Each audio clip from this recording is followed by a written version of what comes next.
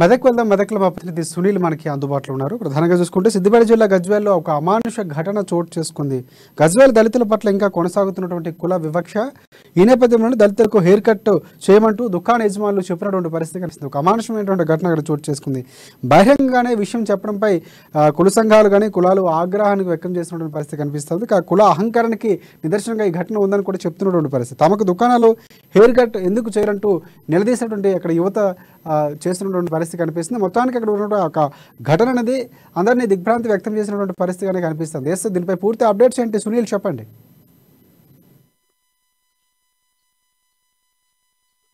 సిద్దిపేట జిల్లా జగదేవ్పూర్ మండలం తిమ్మాపూర్ గ్రామంలో అయితే తీవ్ర అమానుష ఘటన చోటు చేసుకుందని చెప్పవచ్చు. ప్రస్తుత ఈ పరిస్థితుల్లో కూడా ఇంకా దళితుల పట్ల కుల వివక్ష కొనసాగుతుంది అని చెప్పడానికి ప్రత్యక్ష ఉదాహరణగా నిలుస్తున్నటువంటి పరిస్థితులు. అయితే మంగళి కులానికి చెందినటువంటి వ్యక్తులు దళితుల పట్ల తీవ్ర వివక్షతో ఉన్నారని చెప్పవచ్చు. ఈ గ్రామంలో గత కొన్ని దశాబ్దాల కాలంగా ఎవరు కూడా మంగళి కులానికి చెందినటువంటి వ్యక్తులు తమ దుకాణంలోకి దళితులకు ప్రవేశం లేదు అని కూడా బహిరంగంగానే చెప్తున్నటువంటి పరిస్థితి ఉంది. వారికి హెయిర్ కట్ చేయాలని గ్రామ శివారులో చెట్ల కింద చేయాల్సినటువంటి దుకాణాలకు మాత్రం మీకు ప్రవేశం లేదని చెప్తా ఉన్నారు. ఈ నేపథ్యంలో దశాబ్దాలుగా కొనసాగుతున్నటువంటి కుల వివక్షకు చర్మగీతం పాడాలని భావించినటువంటి కొందరు యువకులు దుకాణాల్లోకి ప్రవేశించారు. తమకు ఎందుకు హెయిర్ కట్ చేయరని చెప్పి కూడా దుకాణ యజమానులు నిలదీస్తే తాము చేయమని చెప్పి కూడా వారు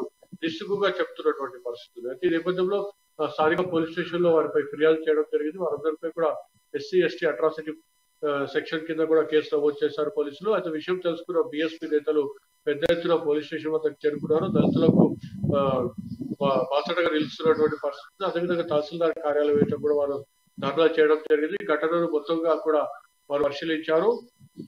అదేవిధంగా ఎవరైతే మంగళి కులానికి చెందినటువంటి వ్యక్తులు ఉన్నారో వారు కుల వివక్షతో ఇప్పటికి కూడా పాల్పడడం చట్టరీత్యా నేరం అని చెప్పి కూడా వారు చెప్తున్నటువంటి పరిస్థితి. అయితే చూసుకున్నట్లయితే గజ్వేల్ నియోజకవర్గంలో తరచూ ఏవో ఒక సంఘటనలు రాష్ట్ర వ్యాప్తంగా సంచలనం రేపుతుందని చెప్పవచ్చు. మనం తాజాగా గత 2 రోజుల్లో చూసినటువంటి శివాజీ విగ్రహం చెందినటువంటి అవమానం ఘటనకు సంబంధించి కూడా 2 రోజుల పాటు తీవ్ర అల్లర్లు జరిగిన నేపథ్యంలో అది ఆ ఘటన మరవక ముందే తాజాగా కుల వివక్ష ఘటన ఒక్కసారిగా చర్చనీయాంశం అయింది. రాష్ట్ర వ్యాప్తంగా కూడా ఈ అంశం చర్చలో ఉందని చెప్పవచ్చు. ఎందుకంటే గ్రామం చెందిన పెద్ద ఎత్తున దళిత కులానికి చెందినటువంటి యువకులందరూ కూడా ఒక్కసారిగా బయటకు వచ్చారు. వారు పోలీస్ స్టేషన్ అయితే కూడా ఆందోళన చేసినటువంటి పరిస్థితి. తమకు జరుగుతున్నటువంటి కుల వివక్షను అధికార పార్టీ నేతలు కానివ్వండి లేదంటే ఇతర ప్రజా సంఘాలు కానీ పట్టించుకోకపోవడం మరొకరు కూడా వారు విమర్శిస్తున్నటువంటి పరిస్థితి. ఎందుకంటే దశాబ్దాలుగా తమ తాతల తండ్రులు ఇదే వివక్షకు గురయ్యారు. తాము కూడా ప్రస్తుతం చదువుకొని ఈ పరిస్థితుల్లో ఉన్నప్పుడు కూడా కుల వివక్షకు గురవడం ఏంటని చెప్పి వారు ప్రశ్నిస్తూ ఉన్నారు. వారి ప్రశ్న మొత్తం కూడా సభ్య సమాజం తలదించుకునేలా ఉందని చెప్పి కూడా దళిత సంఘాల నేతలు చెప్తున్నటువంటి పరిస్థితి. ఎందుకంటే ముఖ్యమంత్రి కేసీఆర్ ప్రాతినిధ్యం వహిస్తున్నటువంటి గజ్వేల్ నియోజకవర్గంలో కుల వివక్ష సంబంధించినటువంటి అంశం తెరపైకి రావడం కూడా అంశంగా కూడా మనం భావించవచ్చు. అయితే ఈ అంశంపై ఇప్పటికైతే అధికారులు ఎవరు కూడా స్పందించలేదు. కేవలం స్థానిక ఎస్ఐ మాత్రం అట్రాసిటీ కేసు నమోదు చేసామని చెప్తా ఉన్నారు. ఇప్పటికీ తహసీల్దార్ కానివ్వండి ఆ గ్రామాన్ని పరిశీలించిన పరిస్థితి లేదు. రెవెన్యూ అధికారులు పరిశీలించాల్సి ఉంటుంది. లేదా జిల్లా స్థాయి అధికారులు కూడా కలెక్టర్ కూడా స్పందించి ఆ గ్రామాన్ని పరిశీలించాలి. వారందరితో కూడా చర్చలు జరపాలి. కుల వివక్షకు సంబంధించినటువంటి అంశాన్ని వారు ఉండకూడదు అని చెప్పి కూడా వారందరికీ చెప్పాల్సిన పరిస్థితి ఉంటుంది. అదేవిధంగా పోలీసులపై కూడా బాధ్యత ఉంది. ఎందుకంటే పోలీసులు కూడా ప్రత్యేకంగా సాంస్కృతిక కార్యక్రమాలు నిర్వహించే సపరేట్ ట్రూప్ ఉంటుంది. వారందరితో కూడా గ్రామంలో ఖచ్చితంగా గ్రామ ప్రదర్శన నిర్వహించాల్సిన అవసరం ఉంది. కానీ ఇప్పటివరకు అయితే అలాంటి చర్యలైతే తీసుకోలేదు రాజశేఖర్. రైట్. ఒకటి సునీల్, ప్రధానంగా చూసుకుంటే ఎంత అభివృద్ధి చెందాం ఇప్పటికీ దేశం అభివృద్ధి చెందిన పరిస్థితి ఇంకా ఎక్కడ అంటే టౌన్లో అలాంటి పరిస్థితి ఎక్కడ లేనటువంటి పరిస్థితి. కానీ ఒక గ్రామానికి వచ్చేటప్పటికి అలాంటి పరిస్థితి రావడం అనేది ఏ విధంగా చూడొచ్చు అంటారు? అంటే ముందుగానే ఏమైనా అలాంటి సందర్భాలు ఏమైనా జరిగినటువంటి పరిస్థితులు ఉన్నాయి అంటే అంతకు ముందు వాళ్ళు ఎక్కడ చేసుకుంటున్నారు? కేవలం ఇప్పుడు మాత్రమే అలాంటి సమస్య వచ్చిందా, అలాంటి సందర్భం వచ్చిందా? అంతకుముందు ఏమైనా వారు వ్యతిరేకించడం వారికి చేయనని చెప్పడం ఏమైనా సందర్భాలు ఏమైనా దానికి సమాచారం ఏమైనా ఉందా మీ దగ్గర?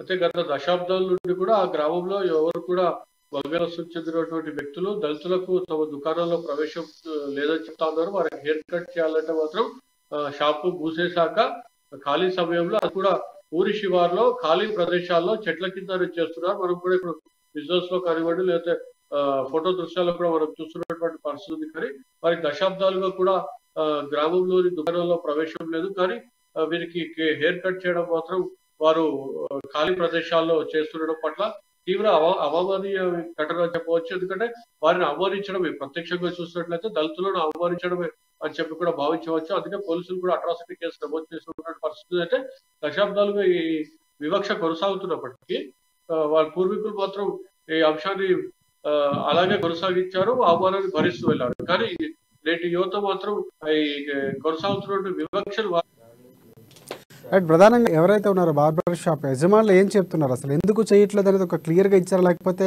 ముందు నుంచి వస్తున్నటువంటి ఏదైతే వారు ఒక సదాయం లేకపోతే ఇంకోటి అనుకోవచ్చు, దాన్ని ఫాలో అవుతున్నారు అనుకోవచ్చు, లేకపోతే వ్యక్తి ఇతర కారణాలు ఏమైనా ఉన్నాయి, దీనికి సంబంధించి ఏమైనా దగ్గర అప్డేట్స్ ఉన్నాయా? అదే దుకాణ యజమానులు మాత్రం తాము చేయమని చెప్పి కరాఖండిగా పరిస్థితి ఉంది. తాము దుకాణాల్లో చేయాలంటే మళ్ళీ తమ కుల పెద్దలతో కానివ్వండి, గ్రామ పెద్దలతో మాట్లాడి అనుమతి తీసుకున్నాకే మీ అందరికీ కూడా దుకాణంలో ప్రవేశం ఉంటుందని చెప్పి కూడా నిశ్చితంగా చెప్పినటువంటి పరిస్థితి ఉంది. అయితే ఈ నేపథ్యంలో వారి మాట్లాడుతున్నటువంటి సంభాషణలు కూడా వారు వీడియో చిత్రీకరణ చేయడం జరిగింది.